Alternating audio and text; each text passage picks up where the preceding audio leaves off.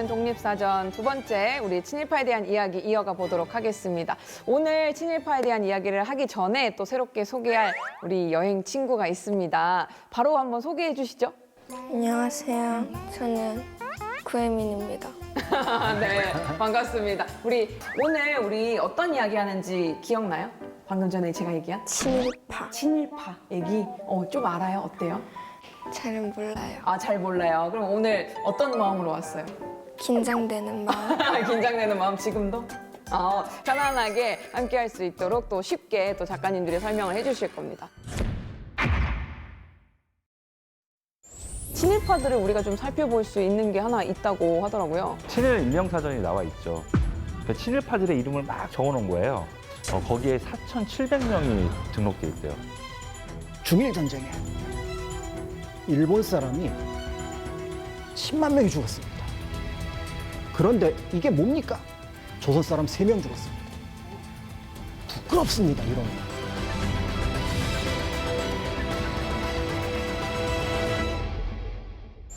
근데 이번에는 한 분 한 분 이제 살펴볼 건데 네. 이 사람들도 또 유형을 나눌 수 있다고 또 하더라고요. 그렇죠. 유형이 있죠. 요즘 MBTI가 유행이잖아요. MBTI처럼 친일파도 이렇게 네, 유형별로 유형이 있습니다. 구분이 되나요? 나라를 팔아먹은 매국노도 있지만 정치, 경제, 문화, 사회에서 또 친일하는 사람들이 있어요. 그리고 또 생계형 친일파들. 그래서 유형이 조금씩 다릅니다, 이 사람들이. 예. 굳이 이걸 이렇게까지 나눠가면서 막 열심히 우리가 공부를 해야 되나 싶은데 이 친일파들을 우리가 좀 살펴볼 수 있는 게 하나 있다고 하더라고요. 친일 인명사전이 나와 있죠. 그러니까 친일파들의 이름을 막 적어놓은 거예요. 몇 명이나 수록돼 있을 것 같아요. 대략 200명? 200명. 거기에 4,700명이 등록돼 있대요. 4,700명. 엄청나게 많았죠. 근데 아직도 밝혀지지 않은 사람들도 더 많을 거예요, 분명히. 그 여러 유형들 중에 뭐 분야별로 지금 뭐 예술 안에서도 음악, 뭐 글쓰기도 미술 분야도 있었을 거고 이런 분야들 중에 일단 문인 파트에서는 그래도 제가 좀 생각나는 이름들이 있는데 그분이 맞을지는 모르겠지만 조금씩 이제 다뤄보면 좋을 것 같습니다. 혹시 우리 혜민 양 3.1운동 알죠? 3.1운동 할 때 사람들이 쫙 다 읽었던 거. 독립선언문.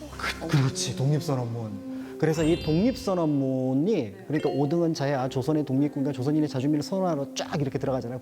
공약 3장에 이제 손병희 선생님부터 쫙 이름이 들어가 있는데 이거를 지었던 육당 최남선.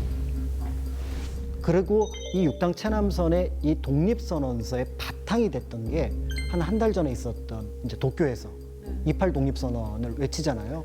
그때 그 독립선언서를 또 지었던 사람이 춘원, 이광수. 예, 두 인물이 비슷하게 이제 같은 이제 발자취를 밟아 나가는데 처음에는 다 독립운동을 하죠. 근데 춘원 같은 경우에는 그 연해주 그 상해 같은 데서 이제 독립신문에도 글도 쓰고 하면서 이제 독립운동에 참여를 하거든요. 근데 나중에 다 이제 글로 또 친일을 하게 되죠. 그러니까 이제 이 사람들의 이제 초기 행적과 그다음에 이제 1930년대 이후의 행적을 보게 되면은 이제 나름대로 자기의 논리가 있어요. 그러니까 최남선이 됐던 이광수가 됐던 논리가 있는 거죠. 예를 들어서 이제 이광수 같은 경우는 이미 개벽지에 이제 민족 개조론을 발표를 하면서 이제 민족을 바꿔야 된다는 얘기는 일본에 비해서 떨어졌다는 얘기잖아요. 그럼 벌써 일본에 비해서 이제 우리가 좀 부족하다라는 것들을 이제 잡고 가는 그런 부분들이 있는데 사실은 이제 우리가 친일파라고 얘기를 할 때 적극적으로 뭔가 처음부터 자기 이익을 향해서 나가는 게 있지만 자기가 일을 하는 과정 속에서 만나거나 회유를 받는 경우가 있는데 이광수 같은 경우는 자기가 존경하던 안창호 선생의 죽음이 영향을 끼칩니다. 수양동호회 사건이라고 해서 1937년에 이제 돌아가시게 되는데 그러면서 같이 이제 감옥에 잡혀가는데 이제 감옥에 들어갔을 때 지금 뒤에 보이는 이 무서운 장면이에요. 이 무서운 장면으로 협박과 회유가 이루어지게 되는 거죠. 그러니까 여기에 뚜렷한 심지를 갖고 있지 않으면 이제 여기에 협박과 회유에 넘어가게 되는 겁니다. 혜민이 양 어때요? 막 이런 데서 막 가둬갖고 때리고 너 이제부터 다른 친구랑 놀지 마, 이 친구랑만 놀아 이렇게 하면은 어떤 느낌이 들 것 같아요? 무섭고 싫을 것 같아요. 그렇죠. 무섭고 싫을 것 같아요. 그래서 이때 이제 선택할 수 있는 거는 사실은 여기서 뭔가 얘기를 하더라도 그럼 이제부터 나 아무것도 하지 않을래 라고 하고 숨어 들어가는 방법. 그러니까 이 무서운 시기는 넘기더라도 넘어가야 되는데 그렇게 하고 나서 이제부터 이전과 똑같은 지위, 오히려 더 높은 지위를 누리기 시작합니다. 그러면서 육당은 이제 조선사 편수회라 그래가지고 우리 역사를 편찬하는 책임자로서 또 박물관, 조선총독부 박물관이 있거든요. 그 박물관을 설립하는 책임자로서 활동을 하게 되는 거죠. 이때 이제 무슨 얘기를 하냐면은 일본하고 우리하고 문화가 같은 것 같아. 같은 근원이었던 것 같아. 그러니까 일본에서는 끊임없이 한국 사람들을 하나로 끌어들이려고 했었잖아요. 황국신민화처럼. 근데 문화가 같다고 얘기를 하니까 이게 이제 일본에서 볼 땐 큰 도움이 되는 거죠. 계속 합시다. 육체남선 씨 계속 합시다. 이제 총독부에서 그랬을 거고, 이광수 같은 경우는 이제 문학을 가지고 얘기를 하게 되는데 어느 날인가 이제 그 전향을 선언하고 나서 어떻게 하냐면은 이 이광수라는 이름이 너무 촌스러운 거예요. 창씨 개명을 자발적으로 합니다. 가야마 미스로. 가야마야, 난 이제부터. 그러면서 나는 저 일본 왕의 밑에 들어가는 게 너무 영광스럽다. 이렇게 얘기를 한 거죠. 그러니까 이 둘이 결국은 어쩔 수 없어서 친일을 했다고는 하지만 그 이후의 모습들은 굉장히 자발적이고 자신의 능력을 바탕으로 그거를 일본의 어떤 식민지 지배를 어떻게 보면은 이제 정당화시키는 거죠. 그리고 이제 1937년부터 40년 막 전쟁이 막 급박해지잖아요. 이광수가 1941년에 이런 연설을 합니다. 중일 전쟁에 일본 사람이 10만 명이 죽었습니다. 그런데 이게 뭡니까? 조선 사람 3명 죽었습니다. 부끄럽습니다. 이런 거예요. 우리는 일본인으로서 역할을 못합니다. 이렇게 연설을 해요. 그 전쟁에 우리 사람이 3명이나 있는 것도 속상한데 중국 침략 전쟁에 3명밖에 못 죽었다니까. 그러니까 우리 분발합시다. 외아들입니까? 군대 보내십시오. 아들이 둘입니까? 다 보내줬습니다. 이 얘기를 계속 연설을 하고 다닙니다. 그 노천명 시인 같은 경우에도 사슴이라는 시로 유명하잖아요. 그 친일파였어요. 예. 그 친일파였고 나중에는 이제 북한에 가서 또 친공을 해요. 그러니까 이런 사람들이 기회주의자였던 거예요. 예, 그러니까 문인으로서 존경할 수 없는 이제 알고 보니 그렇게 기회주의자적인 이제 성향으로 이제 어떻게 똘똘 뭉친 사람이었다고 볼 수 있는 거죠. 예. 그렇죠. 그러니까 이제 이 시점에서 사실은 몇몇 사람들이 떠오르잖아요. 대표적인 게 하늘을 우러러서 한 점 부끄러움이 없기를 후쿠오카 감옥에서 생체 실험으로 목숨을 잃었던 윤동주를 생각하면은 감히 이들의 변명이 통하지 않는다라는 것들을 같이 생각을 한 거죠. 문학 작품이라는 게 우리가 글을 읽으면서 시를 느끼면서 정말 온몸으로 그 감정을 같이 느끼고 정말 마음이 동할 수 있는 부분인데 정말 무력으로 이렇게 때려서 막 하는 것과는 더 차원이 다른 문제인 것 같아요. 문학에 이어서 또 음악도 좀 살펴봐야 돼요. 음악도 있어요. 예, 이 사람의 감성을 건드릴 수 네. 있는 거를 다 동원해서 친일을 했기 때문에 네. 음악에서도 친일파들이 많이 나오죠. 그래서 이제 그 대표적으로 1930년대 코리아 판타지라는 음악을 이제 작곡을 하게 되는 안익태. 그래서 이제 그 안에 모티브가 사실은 이제 애국가로 이제 나중에 공식화되는데요. 그러니까 안익태 같은 경우에는 그 만주국 환상곡이라는 거를 이제 작곡을 해요. 네. 이제 그 만주국 만든 거 이제 축하하려고 만든 건데 그거를 이제 자기 표절해서 만든 게 저 애국가거든요. 예. 그러니까 되게 나쁜 사람이죠. 친일도 했고 네. 거기다 자기 표절까지 했어. 이거 예술가로서 하면 안 되는 짓이잖아요. 그쵸. 그래서 좀 받아들이기가 좀 쉽지 않은 사람인 거죠. 예. 또 하나 이제 말씀드릴 게 현재명이 작곡한 희망의 나라로 거기에 보면 바다를 헤쳐서 대륙으로 가자고 돼 있거든요. 가사가 그 대륙이 만주고 그 바다는 일본해요. 그러니까 자기들 바다를 건너서 우리는 바다를 헤칠 필요가 없잖아요. 그래서 현재명이 작곡한 노래도 예, 일본에 부역한 노래 중에 하나인 거죠. 이제 특기가 물고문, 그다음에 독립운동가들 협복기, 뭐 이런 아주 참혹한 고문을 일삼았던 사람이에요. 그리고 저 고약한 놈들, 우리를 현혹시켰던 놈들이 이제 잡혀가서 벌을 받는 거예요. 네.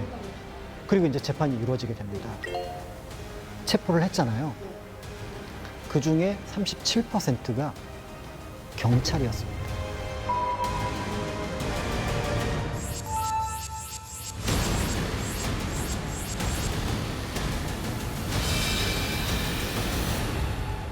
지금 이렇게 인물들 한 명 한 명을 거론을 했는데 그냥 언뜻 생각을 해도 우리 독립운동가들도 힘을 얻기 위해서 같이 함께 하자. 왠지 이 못된 행동을 할 때도 같이 힘을 얻는 그런 단체들을 막 조직하고 막 이런 행동들은 또 하지 않았을까? 사실은 친일파들이 친일파를 싫어합니다. 응? 서로 안에서도 약간 우리는 너랑 달라 이런 건가요? 그런 거하고 조금 다른 것 같아요. 그럼요? 그러니까 서로 네. 일본에 충성을 해야 되는데 제가 먼저 올라가면 어떡하지? 아, 경쟁이 서로 붙는 거예요? 그렇죠. 내가 더 잘 보이겠다? 내가 더 잘 보여야 되는 거예요. 그러니까 보통은 우리가 이제 그게 좋은 뜻으로 쓰이게 되는데 예를 들어서 이완용이 계속 올라오는 거예요. 많이 등장한 이완용. 예, 네. 이완용이 다시 등장을 하는데 쟤보다 잘할 수 있는 방법이 뭘까 고민했던 사람이 있습니다. 송병주. 아니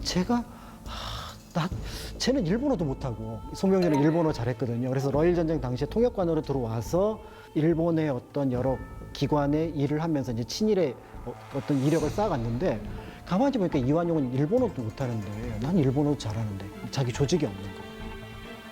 그런데 가만히 보니까 이용구라는 사람이 굉장히 큰 조직을 갖고 있는 거죠. 일진회라는 거. 그럼 이걸 한번 합쳐볼까? 라고 해서 거대 친일 조직이 만들어집니다. 우리가 알고 있는 일진회. 그래서 이런 방식으로 만들어서 그래서 별별 친일 활동을 그러니까 1910년 이전에 하게 되는 거죠. 서로 이제 충성 경쟁을 하게 되는 거죠. 그래서 심지어 송병주는 나중에 데라우치한테 앞으로 조선은 이렇게 통치를 해야 됩니다라고 통치에 대한 계획서.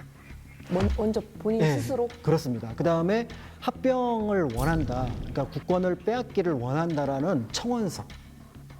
이런 것들을 만들어내요. 그러니까 또 거기에 자극받은 이완용이 가만히 있을 수가 없죠. 일본까지. 그래서 지난번에 말씀드렸던 것처럼 사람 보내가지고 그래서 고향에 보내서 지금 일본 현지 분위기 어떤지 살펴봐라. 내가 여기서 밀리면 내 입지가 약해진다. 그러니까 또 때에 따라서는 거대 친일파들은 친일파들끼리 경쟁을 했다. 그런데 그 뒤에 이제 일진회라는 조직이 있었다라는 것들을 짐작해 보시면 될 것 같고요. 이걸 이제 사실은 여기에 상당수의 사람들이 이제 동학과 관련된 사람들이었거든요. 이걸 이제 보다 못한 손병희 선생이 분리를 시켜버립니다. 그래서 이제 그때 이제 동학과 다른 천도교라는 이름으로 1905년에 이제 등장을 하게 되는 것도 이 친일 단체하고 관련이 있다라고 보시면 그 당시에 그 어떤 영향력이 얼마나 컸는지를 그러니까 한 종교가 동학에서 천도교로 이름을 바꿔야 되잖아요. 그럴 정도로 컸다라는 걸 짐작해 볼 수가 있습니다. 활동 자금은 또 결국에 친일 기업인들 뭐 이런 사람들에게서 나왔나요?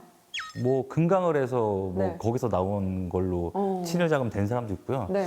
제가 기억에 남는 사람은 또 박충금이라고 누군가요? 깡패가 있어요. 에? 깡패.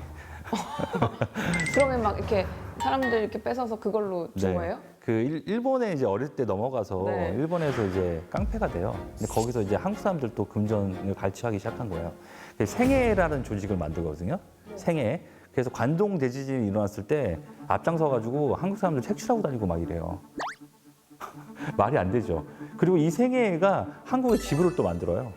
그래서 한국에서 또 그런 관련된 일들을 해나가고. 근데 이 사람이 재밌는 게 뭐냐면 박충금이라는 사람이 일본 의회에 진출해요. 국회의원이 돼요. 네? 1930년대. 됐어요? 됐어요. 예, 됐어요. 아, 그래서 이제 국회에 나가서 이제 뭐 본인은 한국 사람들의 뭐 그런 입지를 좀 대변한다 이렇게 심지어 한국 사람을 대변해서? 표면한다고 했지만 네네. 결국은 뭐 친일 일삼는 이제 행동을 하고 다닌 거죠. 한국 사람이 한국 사람을 괴롭히는 또 상황이 돼버린 거죠. 또. 괴롭힌 거 하니까 또 생각나는 사람들이 있는데요. 친일 경찰들. 그렇죠. 예. 그러니까 지금 이제 뒤에 있는 이 장면들이 떠오르는 그래서 이제 헌병 보조원이거나 또는 이제 형사 밑에서 말단으로 일을 하던 그런 사람들이 아마 처음에는 자신이 살아남기 위해서 또는 직업이라서 시작을 했지만 일본 사람 눈에 들기 위해서는 일본 사람보다 더 악독해야 되는 게 맞죠. 그런 인물들 중에서 이제 나중에 이제 뭐 김판성 같은 인물들을 꼽을 수가 있는 거죠. 이 사람이 이제 나중에 그 크게 어떻게 보면 일본 눈에 들어가게 된 배경은 바로 강우규 이사. 그러니까 그 서울역에서 새로 부임하는 총독에게 폭탄을 던졌는데 비록 실패를 하긴 하지만 이게 굉장히 큰 사건이었고 그분이 폭탄 들고 연해주에서부터 서울까지 왔었잖아요. 그런데 그 폭탄을 던졌는데 그때 어수선해서 못 잡습니다. 그런데 그 강유 의사를 잡았던 인물이 있는 거죠. 이 일로 인해서 결국 이제 많은 사람들의 눈에 이제 들게 되면서 계속해서 이제 그 친일 경찰의 모습을 하게 되고 실제로 이제 나중에 이제 그 고문이라든지 이런 것들을 하게 되면서 우리나라 독립운동가들을 여러 이제 잡아들이는. 혜민 양 그 유관순 열사 얼굴 기억나죠? 네. 얼굴이 어때요? 이뻐요? 좀 망가진 것 같아요. 약간 망가진 것 그죠? 같아요. 그리고 이렇게 많이 맞고 막 고문당해서 막 그렇게 된 거거든요. 그 고문과 관련해서 또 노독술이라는 사람도 빼놓을 수가 없어요. 노독술. 그러니까 선생님이 말씀하신 김태석이 고문 경찰 1기라면 일기. 노독술은 2기예요. 아, 뭐 1세대, 2세대. 예, 이게 2세대예요. 나오네요. 2세대. 네. 예, 노독술은. 근데 특기가 물고문. 그다음에 독립운동가들 혀뽑기, 혀. 뭐 이런 아주 참혹한 고문을 일삼았던 사람이거든요. 예. 그 고문으로 정말 유명했던 사람인데 나중에 또 약산하고도 엮여요. 약산 김원봉하고도. 김원봉의 뺨따기를 올려서 아니 의열단 수장이었는데 한 번도 안 잡힌 의열단 김원봉인데 해방 이후에 김원봉이 한국에 들어와가지고 있다가 노독술한테 잡혀가지고 뺨따기를 맞고 3일 동안 복기를 끊고 울었다는 설이 있어요. 예. 정정환 선생님이 이제 기록을 보면은 김원봉이 모욕을 당했다. 그러니까 그 전에도 당한 적이 없었던 이제 그런 기록이 남아 있는데 사실은 이게 이제 광복 이후고 우리가 이제 우리 스스로 어떻게 보면은 나라를 되찾고 이제 새로운 나라를 건설하기 위한 준비를 하는 과정이었거든요. 그럼 이 과정에서 제일 높은 평가를 받아야 될 사람들은 독립운동가. 그다음에 여기서 이제 숨죽이고 있거나 처벌을 기다리고 있어야 될 사람들은 친일파. 그런데 일본에서 일본 밑에서 경찰을 하던 사람이 독립운동가의 우두머리 중에 하나를 모욕했다라는 거죠. 그런 면에서 볼 때 이제 이 시기가 굉장히 복잡했다라고 볼 수가 있는데 문제는 보통 사람들의 마음은 비슷했다라는 겁니다. 그래서 광복이 됐어요. 그러면 우리 혜민 양은 이제 이 친일파들 어떻게 했으면 좋겠어요?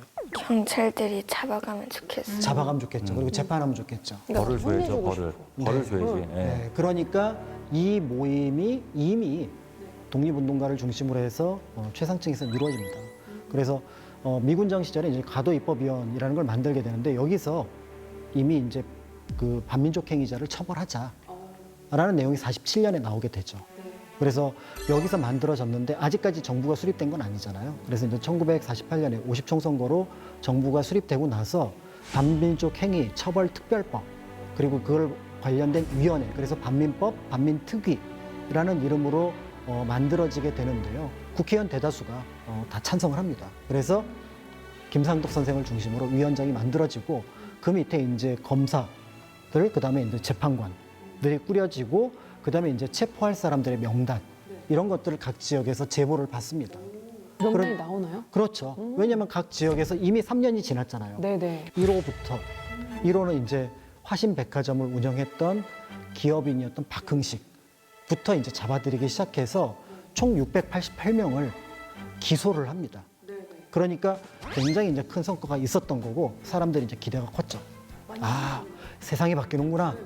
그리고 저 고약한 놈들, 우리를 현혹시켰던 놈들이 이제 잡혀가서 벌을 받습니다. 그러니까요. 일단 네. 명단도 다 나왔고. 그리고 이제 재판이 이루어지게 됩니다. 네. 그래서 이제 그 재판의 또 중심에 있었던 분이 가인 김병록 선생.